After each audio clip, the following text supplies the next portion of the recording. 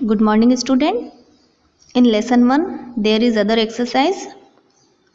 There is short answer type questions. Today we will complete these. Question number 1.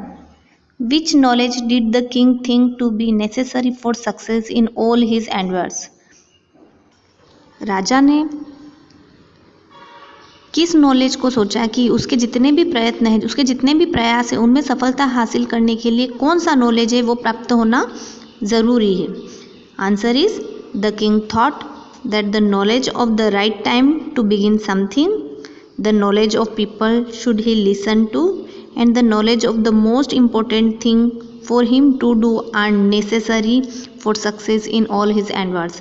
राजा ने सोचा कि सही समय का ज्ञान, कोई भी काम को शुरू करने का सही समय का नॉलेज होना, and the knowledge of people should he listen to, ऐसे लोग जिनको उसे सुनना चाहिए, इस बात का नॉलेज होना, और इस बात का नॉलेज होना कि सबसे इम्पोर्टेंट थिंग उसके लिए कौन सी है, किस चीज़ को उसे करना चाहिए। इन चीज़ों का नॉलेज होने से ही उसको हर काम में सफलता मिल सकती है।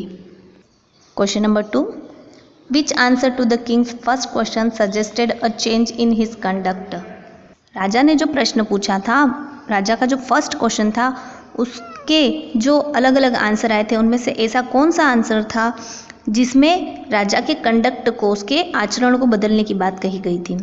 Answer is the answer to the king's first question suggested a change in his conduct is the king should notice all that was going on, avoid foolish pleasure and always do whatever seemed necessary at that time. राजा के first question का वह answer था कि राजा को उसके आसपास जो कुछ भी हो रहा है उन चीज़ों को नोटिस करना चाहिए, और अवॉइड फुलिश प्लेजर, उसको मूर्खतापूर्ण आनंद भरा जीवन छोड़ना चाहिए, और हमेशा वही करना चाहिए जो ज़रूरी है उस समय।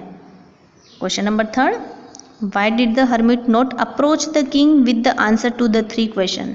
हर्मिट जो था वह राजा के पास अपने उत्तरों के साथ क्यों नहीं पहुंचा? इट मीन्स राजा को उसने उत्तर क्यों नहीं दिए? Answer is the hermit did not approach the king with the answer to the 3 questions because he was busy in his work, and according to him that was not right time to give answer of king's questions. क्योंकि उस समय hermit जो था वह अपने काम में busy था, और हर्मिट के हिसाब से वह सही समय नहीं था राजा के प्रश्नों का उत्तर देने के लिए। Next question number 4. When did the king lose patience and demanded answers from the hermit? राजा ने कब अपना धैर्य खो दिया और हर्मिट से प्रश्नों के उत्तर की डिमांड करी?